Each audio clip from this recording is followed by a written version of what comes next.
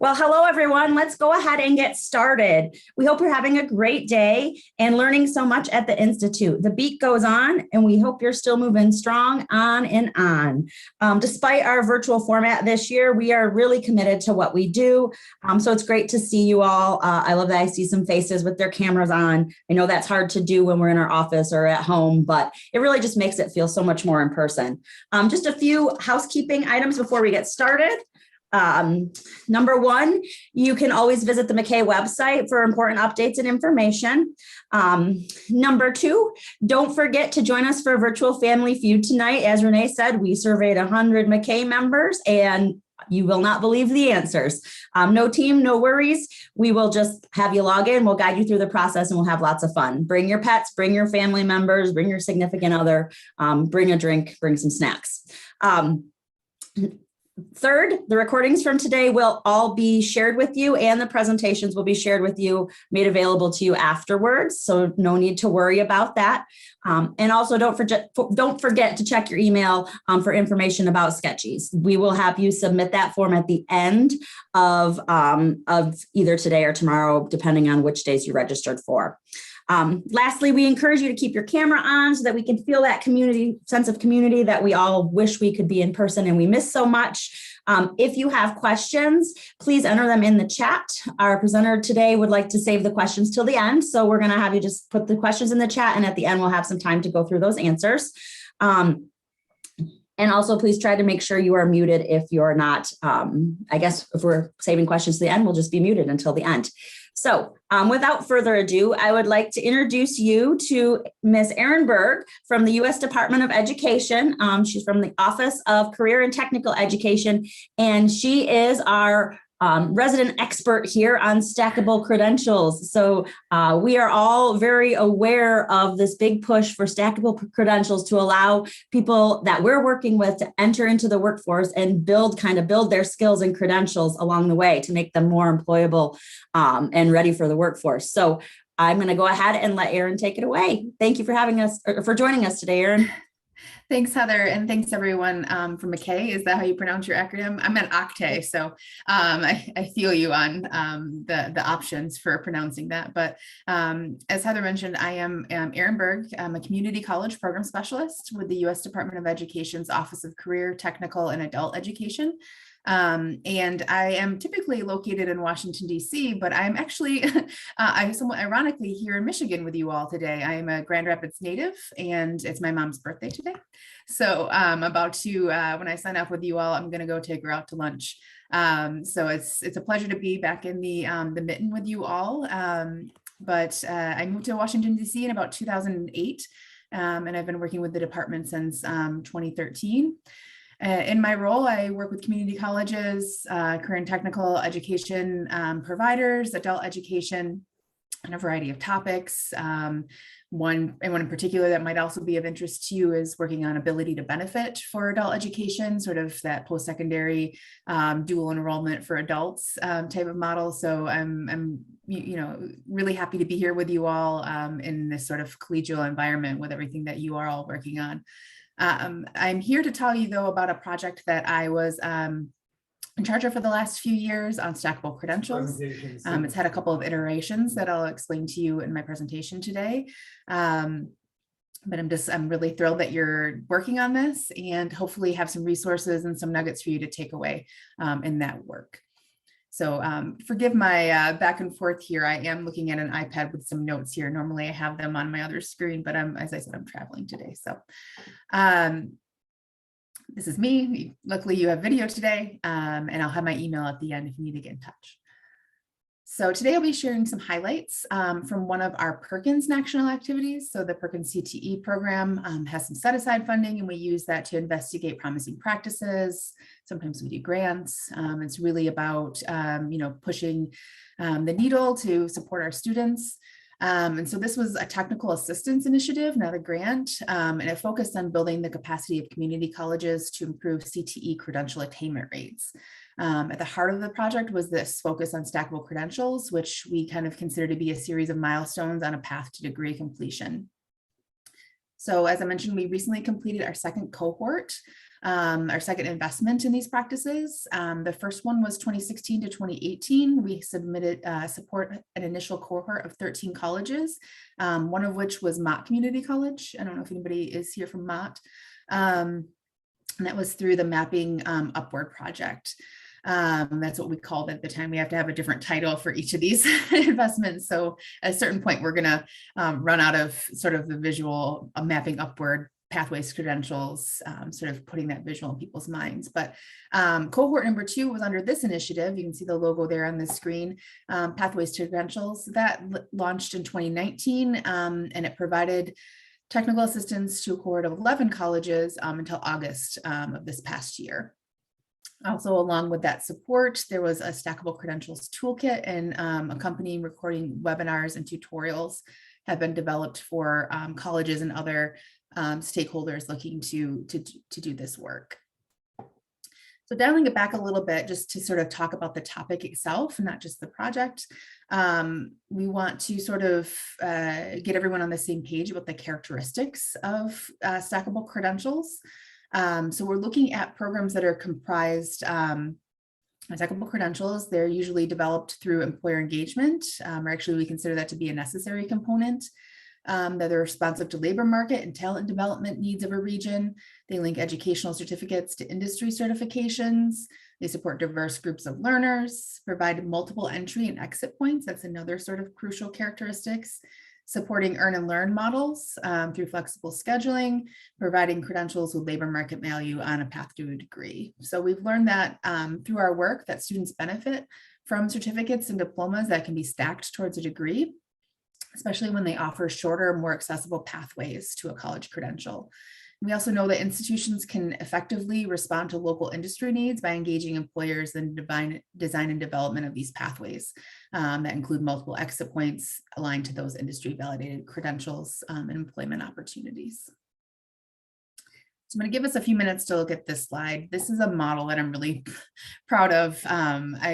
Maybe I'll take a bet on how long it took us to all agree on what this should look like and what colors to use and whether entry points go in a circle or where the secondary and post-secondary line should be. And but trying to really focus on this sort of perception that stackable credentials is just another thing we have to do.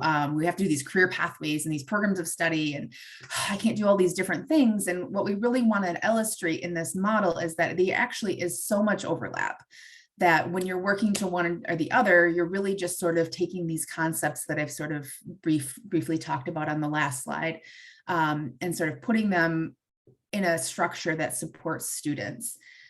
And so this graphic depicts how career pathways, the definition there. So on the upper left-hand side is career pathways definition broken out into elements, program of studies definition broken out into elements. You can see that there's industry alignment, there's credential attainment, there's entry and exit points, there's some contextualization or concurrence in the workforce preparation and adult education, that it's challenging, that there's counseling and career guidance. And so career pathways are not completely different from programs of study, and that there's a role for stackable credentials within both of those. And like Heather said, you'll get this slide and be able to get these little fine print elements there going forward. Okay, so talking a little bit about what stackable credentials are and how it fits into other initiatives that the department has funded and that you all have probably worked on or heard about.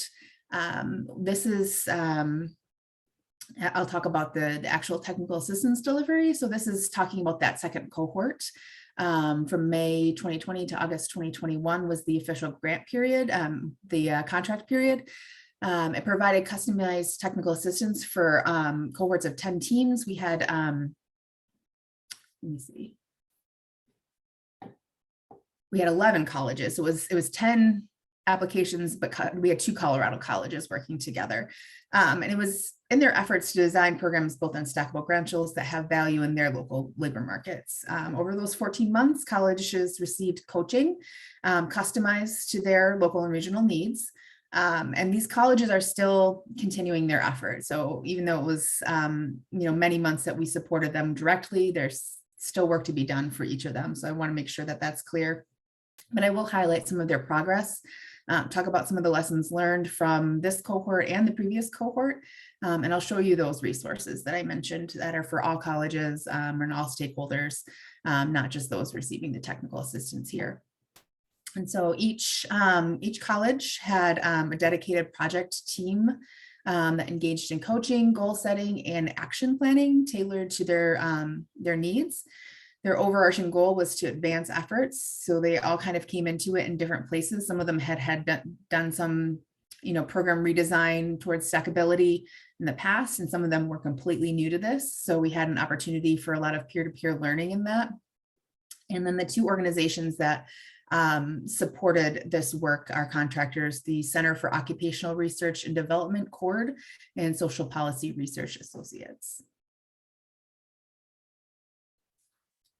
So the technical assistance provided, again, to address local needs, they developed an action plan. They had those coaches and subject matter experts. So as they were going about, implementing their plan, if they needed a particular assistance in, sort of business engagement or something sector specific, their coaches were able to engage subject matter experts. They had curated resources and tutorials that provided to them. They had a cohort interaction. So quarterly they would meet and get to see where everyone else was. They also had sort of a sector group that they would meet with, and they brought in the professional development of the staff that were involved. And it was a significant amount of staff time, as you can imagine. So this is the cohort that was in the second group. The first group is listed on our website if you wanted to go in and look and see who was involved the first time around. But this last investment, you can see it's pretty coast to coast, maybe not West Coast as much, but we had a variety of institutions, minority serving institutions, big colleges, small colleges, rural, urban. It was a really great group to mix together. The key areas of focus that I'll talk about were the strengthening employer engagement. I sort of added an ad lib to my slide that we consider that to be like the most crucial part of developing a quality stackable program. We focused on designing career pathways with those stackable credentials, supporting completion, including facilitating the non-credit to credit alignment integration and credit for prior learning, and then for sustaining those stackable credentials.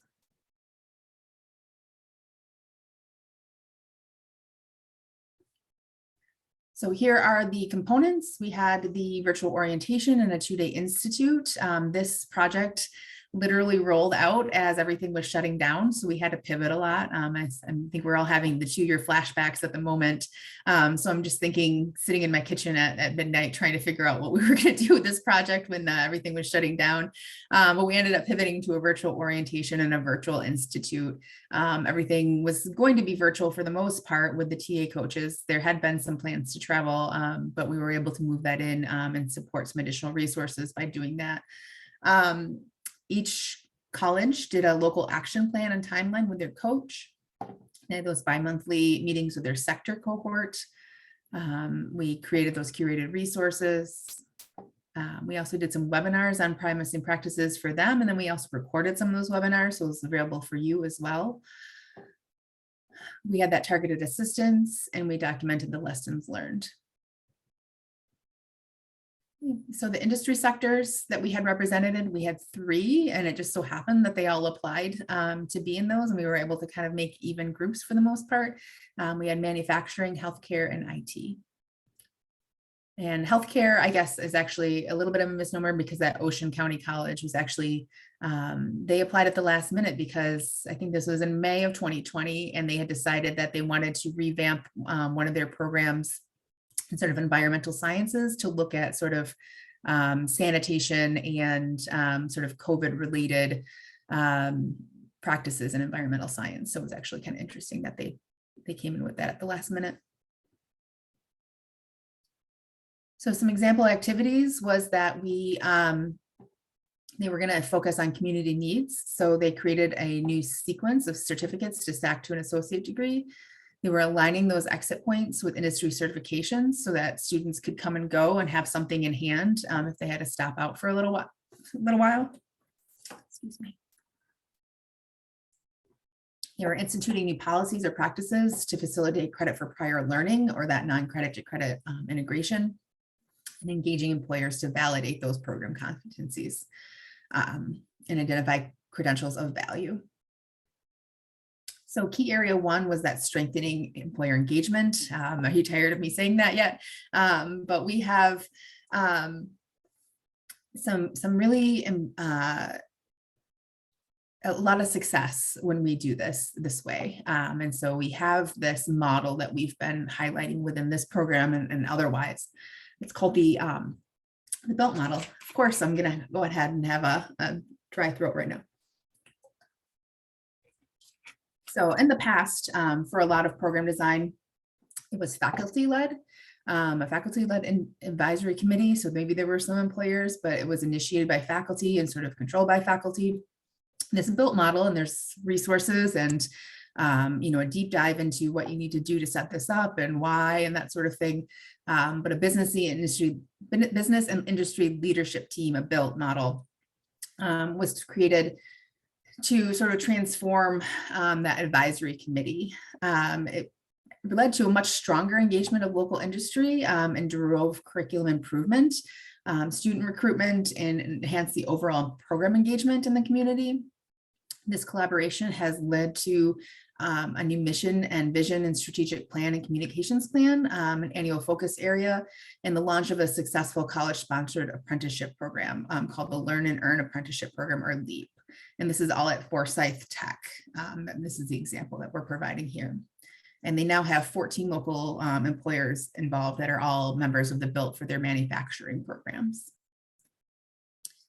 Some deeper dive into the BELT, what it is, it's an approach to curriculum development primarily. There's the co-leadership model. So again, instead of faculty-led, this is a co-leadership or even a business and industry-led advisory committee.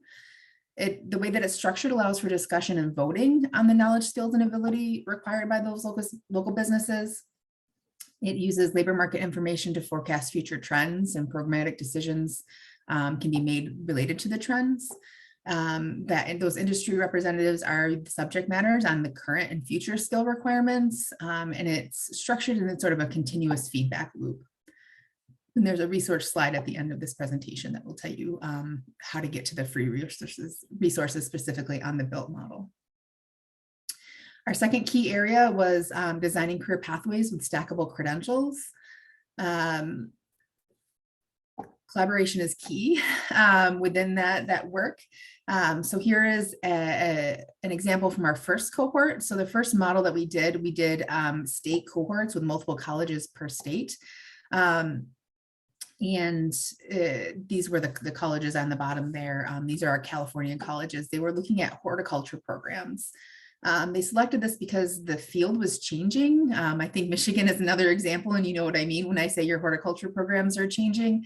The legalization of cannabis has sort of ramped up a need for people to be trained in this, to have certifications.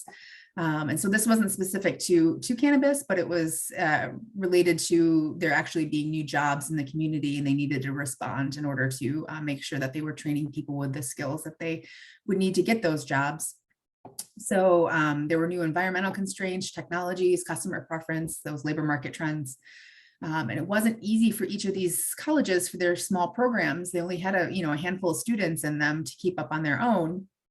So they partnered together with peer colleges and the industry association and a statewide faculty association in agriculture. And they developed sustainable landscape and landscape arborist certificates and curriculum, and embedded those credentials leading to certification. And it eventually was approved as a statewide model curriculum. So these colleges and other colleges in the state can just use that and implement it in their own institutions.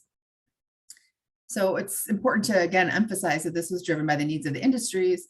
Instead of partnering with individual businesses at the local level, the network actually was able to leverage all of their resources together to do this partnership with a statewide industry association. And that really benefits students because they can take those credentials throughout the state and it still has the same meaning.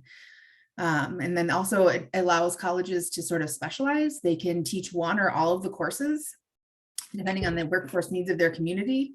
And they developed online courses, including lab kits for courses that are not taught on the student's home campus. That's sort of a, it wasn't, this was prior to COVID, but that I'm assuming came in handy because they were prepared to teach some of these classes that had formerly been hands-on virtually. So Lake Sumter College in Florida is a member of the cohort that just recently finished. And the key emphasis of their work has been the development of a degree in health service management, embedded with multiple post-secondary industry credentials. So this is a copy of their map that they use at their institution. And a key emphasis of their, they developed these career pathway maps shown here to more easily and consistently communicate credential and employment opportunities that the pathway offers to both adult learners and to students coming directly from high school. And so you can see there, unfortunately, I can't get my pointer to work today, but coming in and there may be some adult education. They may be working on a GED in here, or they may have some contextualized courses where they're working on some components of their adult credentials while they're also earning these industry certifications. So I think one that you're probably pretty familiar with is getting like a CNA or a patient care, basic certificate while, finishing the GED prep and things like that, and then being able to stack those into future certificates and sort of realize the job stability and the income benefits of continuing on. So the key area number 3 of our project was supporting completion, because it's not worth getting started sometimes and taking on any kind of debt or using up Pell eligibility if we're not structuring programs with an eye to completion. So Lehigh Carbon Community College in Pennsylvania was a member of the first cohort. They adopted a one college approach to serve instructors and students across the manufacturing sector, support the alignment of non-credit and credit courses. So you can see the level 1s feeding into advanced credentials. They restructured so that one dean oversees all of the manufacturing programs to ensure that all of those credentials stack towards a degree and the students earn industry certification with labor market value. And then shown on the slide is the advanced manufacturing program for production technician.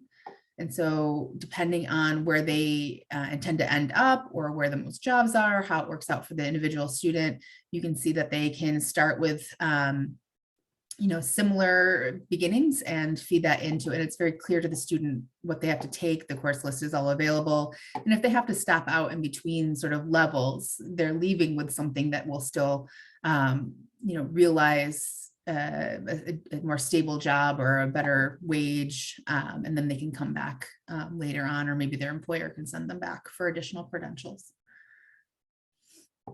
This focus on the non-credit credit alignment was very important for this particular example. They focused on relationship building, getting those faculty and those non-credit instructors working together, sharing advisory boards, having faculty champions. I think there was some initial bias that the non-credit students would maybe not be similarly prepared as students coming in with sort of a credit plan in mind. But as they saw those non-credit students come in and the credit that they had been awarded become successful within the rest of the program, the support group, they moved programs to be physically situated in the same hallway, which I know is not always the case. And they reorganized, I said there was one dean, they reorganized the institution to have the Dean of Employer Engagement and Community Education have a seat at that academic table. They wanted to make sure that the rigor was there to reward those selected credits. And now 12 to 14 credits can carry into those industrial automation, mechanical or electrical technology AAS degrees, and then 30 credits of those will articulate into a technical associate's. And all of this working together strategically really got that institutional buy-in and belief to support the work, because it's not without cost or time, and it's worth it in the end. So another example, in the most recent cohort, was the Community College of Aurora in Colorado. And they've devoted significant energy to expanding their credit for prior learning practices by clarifying and streamlining their internal processes and tools associated with the prior learning assessment. Their goals in this work have been to clarify and streamline those processes to ensure, again, the broad internal understanding and buy-in, role clarity. Sometimes the relationship building is as crucial as getting these maps down on paper. Getting everyone on board and having a shared understanding is crucial, as is strengthening the student messaging, making sure that this is clear to students and also the people that are advising students. So if you all are working in programs where you're referring students on to, sort of post-secondary programs, having you understand what these stackable programs look like and their value, and then also leveraging the state system capacity and tools where applicable. So again, Community College of Aurora, what this actually looked like. The topics are great, but what do they actually do? And so for those internal processes and tools, they developed new staff guidebook, new forms, a new matrix, and they worked with the testing center to clarify the sort of process for practicing the challenge exams. In their work, they had role clarification, who's doing what, the chairs, the testing, the credentials evaluators, staff communication, getting the leadership team together, all of the advisors, all of the fiscal, the financial aid staff, and the college leadership team together. And then again, working on the messaging that came through new website content and a Tableau. I'm sorry, the logo is over. It's Tableau, the sort of the back end of websites for some data. And then they put money where their where their mouth is, and actually budgeted funds for new exam and portfolio creation. So in this emphasis area, some more takeaways from various past cohorts was that they learned that the stackable credentials it was an essential ingredient in the career pathway system. Again, those relationships, those advocates and partners are vital, that the local context is key, and that the cohort network within this project was extremely valuable. That doesn't have to happen with the department. You all could work together as your own cohort, and if this is something you're all interested in doing or being told that you need to be doing, getting together and working together and sharing resources is very valuable. And also with it, pretty much everything you get out of the experience, what they put in. And so those are the examples of those cohorts. At this time, we don't have plans to fund another cohort this year. It's possible in the future we could. So making sure that you're looped into Octate's newsletter. It's called Octate Connection. And if I'll give you my email address at the end. But what we do have, in the absence of having additional funding to do more cohorts of direct technical assistance, all of the resources that were developed for the colleges in the cohorts, and then also developed just to be resources for every stakeholder group that's working on this, is on this website here. So cte.ed.gov/initiatives/credentials, and you'll find the Pathways to Credentials resources, including Introduction to Stackable Credentials is a toolkit. And so it will walk you through all of those emphasis areas that I talked about: the employer engagement, career pathways, credit to non-credit to credit alignment, a whole lot of topics that are really crucial. And depending on where you're at and what your program needs are more or less important on what you're going to do, but you can take what you need out of that toolkit, all the resources, templates, things like that, and use that in your work or in your conversations with other stakeholders. So when you go to the website, this is what it looks like. You can click on what's circled there in the red. We'll take you to that. There's some information about the cohort. Unfortunately, this slide is a little inaccurate. That certification crosswalk is currently down for updating, but we'll be back up at some point. And then you can learn more about this particular initiative as well. So that's what that toolkit looks like. Again, employer engagement, designing for curriculum for stackable credentials, supporting completion, and then sustaining. One of the other things that's in there, I said there's some templates. So here's a really generic career pathway template. So this is if the stackability of programs is part of your broader career pathways work. Here's a really great way to just get started creating your own sort of map for a given program. And hearing that a lot of you are adult educators, you know, working in some of the IET type of work as the initial step in some of these career pathways would be really important. And it's in the toolkit on page 23. Also on the website that I mentioned, the cte.ed.gov/initiative/credentials. There are some tutorials, and I'm hoping that sometime soon we'll have 2 more. But we have some tutorials that we recorded on various topics that are covered in the toolkit. So these are a little bit of a deeper dive case study type of presentation. A lot better than mine. I don't think anybody loses their voice. It has to start chugging water in the middle of their presentation.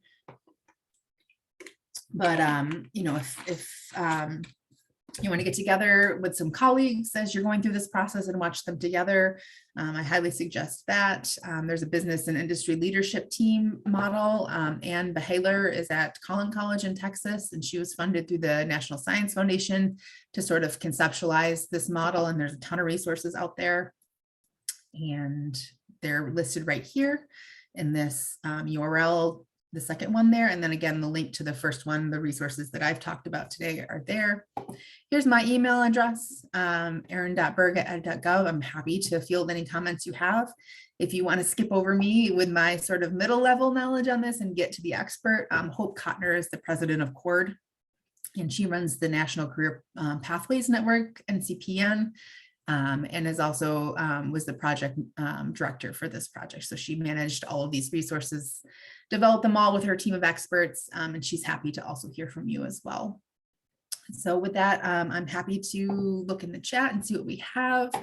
If anybody needs to, hi Gail, I'm glad to see you from Mott. Thanks for the happy birthday from my mom.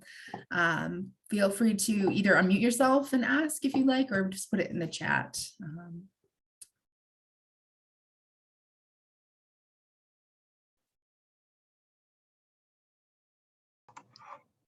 This is Karen. I'll start off with a question. Sure. We have a great program that I have been working on trying to make it so that it is a credentialed program. And does your toolkit include how to make a great training program into a credential that would be a legit one, I guess, you know, that they could continue on with training and get support and be, you know, like on our Michigan Talent Connect, you know, for trainers through DOL or, you know, whatever. Yeah, there are some resources listed in there that would be relevant to that. And I'm happy to field that if you send me an email. Like I said, I'm on leave the rest of the week, but I can try to link you to some resources that didn't make it into the toolkit because they're a little bit newer. But I know Michigan is working with Credential Engine, which is sort of an organization that's looking to sort of document what are the credentials being offered by certain things. And so there might be some, I think actually they do mention Credential Engine in this toolkit because it's the 2021 version. So yeah, there should be something in there from Credential Engine or some of the other providers. We can't really endorse one or the other. There's a couple different sort of nonprofit, sometimes fee for service. But as you're looking to sort of decide what credential, you know, there might be some that are out there and you could look to see, you know, what other states and other colleges are doing in the same area, what they call it, what the KSAs are related to it. But yeah, the toolkit would be a great place to start looking to start at that level. Thank you.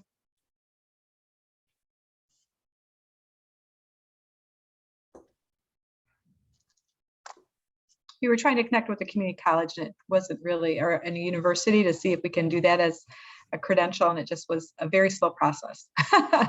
If you went straight to a 4-year, then I can see why that that might have happened. But yeah, check with your community college, or look in credential engines and see if they have anything similar listed, and maybe you could follow up with some people there. Right. Nope, they haven't. That's why I've been. Thank you. Sure. Erin, I've worked with CTE for over 20 years. Has there been any issues with accreditations with any of these programs, or dealing with Not that accreditation anybody's- agencies? Not that anybody said so. It is a pretty structured way of doing things, and just may have to go in a interim approval or in a recertification, accreditation. I can't remember what it is, the every 10 years or whatever, but Right. They're getting way more comfortable and more familiar with this, in my perception. And I don't think that it would be that much of a struggle.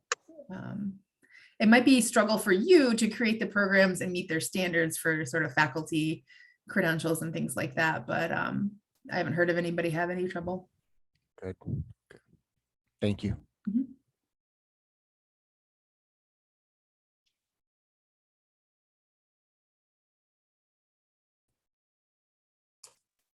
Erin, I do have one question. I'm working with an employer in my area here, and they are very interested in creating their own credential, which I can see the benefit of that. But how, do you have any suggestions about strategies to use with trying to kind of toe that line between, like, yes, I see you want to create your own credential, so like people come and stay here with you, but also the real purpose of these stackable credentials is really to be portable as well. So do you have any suggestions about that conversation?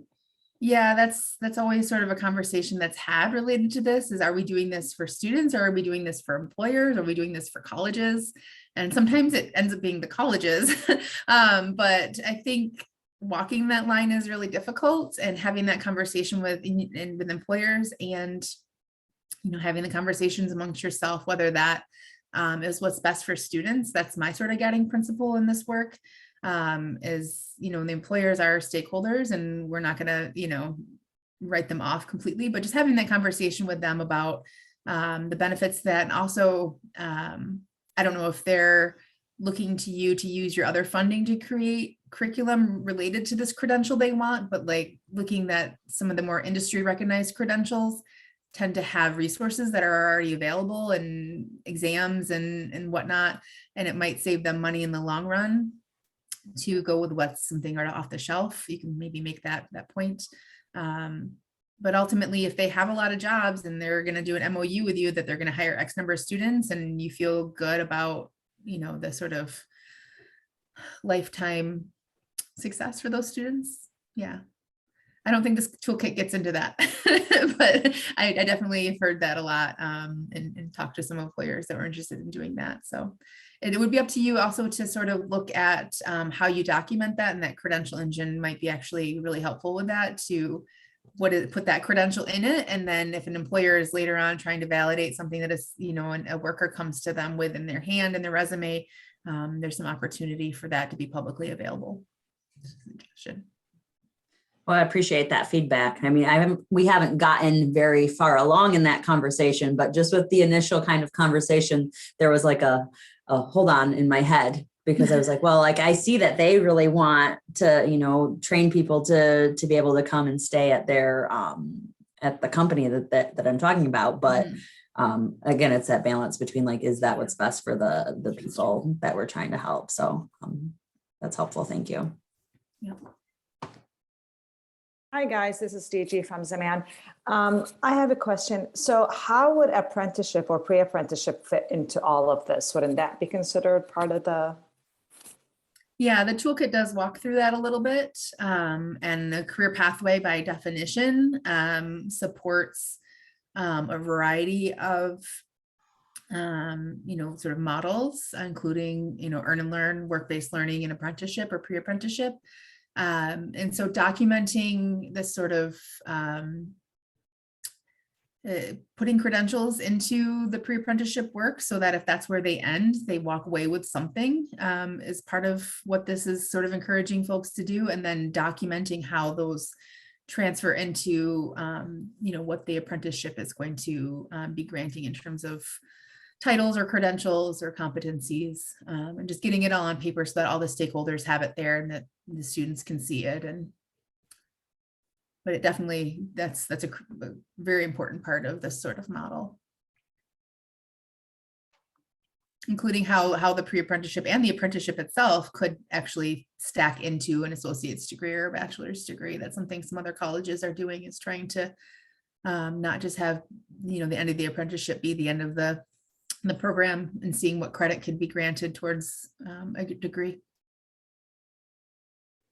But like if you're an approved, like a DOL approved pre-apprenticeship or apprenticeship, isn't that like you still need another industry credential? Isn't that the industry credential itself? That's, yeah. In that Yeah, that's what I'm situation, saying. That's the, yeah, okay. So they should probably there's a potential for them getting college credit or something like that. Yeah, because I mean, in this case, yeah. it would be, we have a credential here. It's what they get at the end of the pre-apprenticeship as part of the apprenticeship. How does that stack into the actual associate or a bachelor's degree? So that's where the sort of stackability comes after that, since you've already got it documented in the RA. Yeah, send me an email. I'll look in my links to see if I can find a couple of the colleges we were chatting with a few years ago that were doing,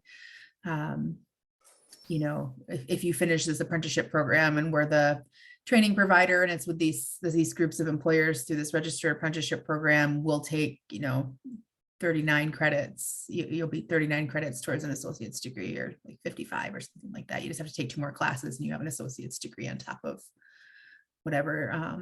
What's your recommendation, Erin? Like if you wanted to go there, because we are a DOL approved apprenticeship. So, but I never really thought about making that connection with the college so they could, use that. So who would be like the contact person usually where would you start, I guess, at the college level? Who would be your first point of contact to start that conversation? I'd probably Google to find the dean of whatever program that you're in, if it's a manufacturing program or trades, and see what they have at the college, and just be like, here's some opportunity for some additional students for you. And, maybe we can use your instructors in the program. It would definitely be, if I were the dean, I'd be interested.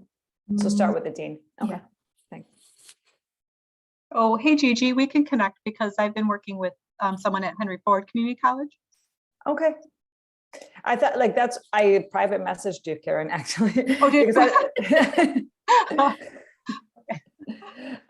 because I just think sometimes it's just easier to get the DOL apprenticeship. It was not a very hard process. Then that's not what I always hear.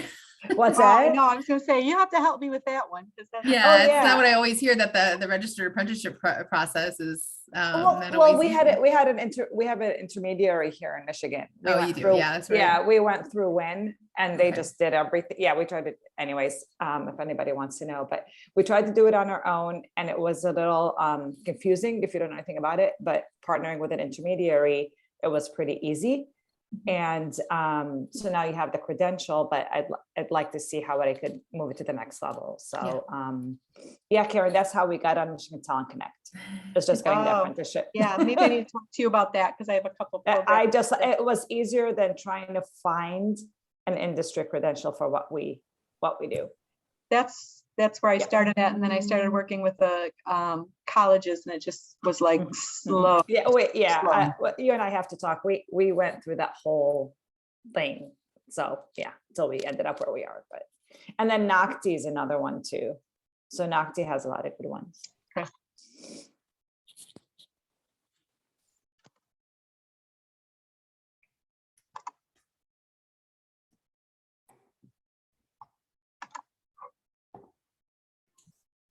Any other questions out there?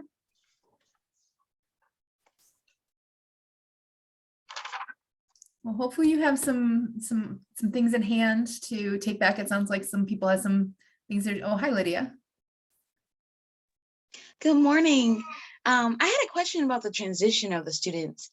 So has there been any troubleshooting, or as the students are transitioning from the certain programs and going to the college, has there been any dropouts, because sometimes different colleges or different programs have a lot of different perspective of students, and some of the students won't necessarily feel comfortable or more sturdy or even just more reliable on certain, or feel like they matter in the program.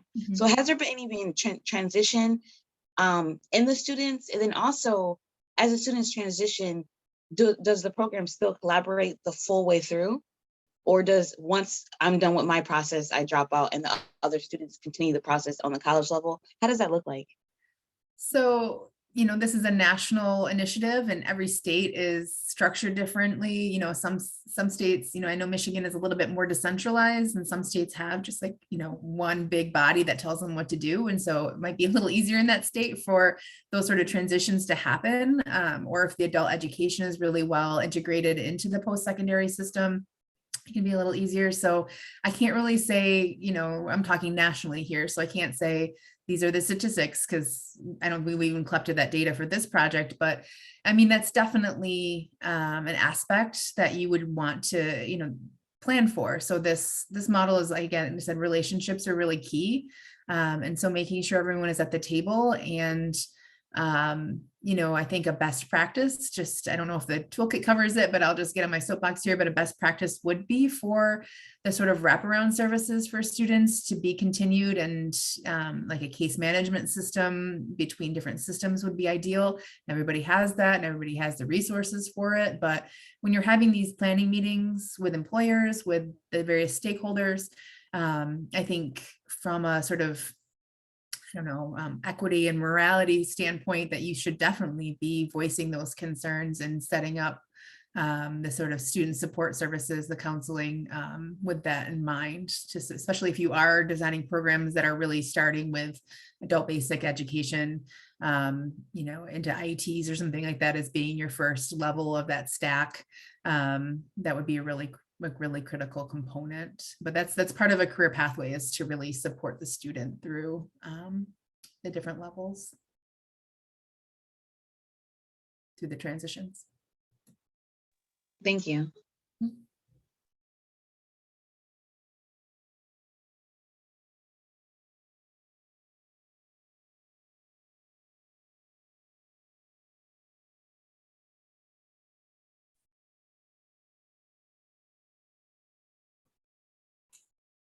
Well, I suppose if there are no other burning questions at the moment, then maybe we should give you a few extra minutes to use the bathroom before we all get back together for the keynote address. What do you think?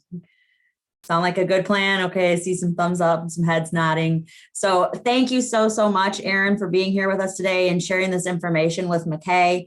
Just as another reminder, the presentation and the slides will all be made available to you. I thank you for attending the session. Hopefully you got some good information about those stackable credentials out of the session, and we hope you enjoy the rest of your day. Thank you. So we'll see you. Thank you. Great session. Take care. Thank you. Great information.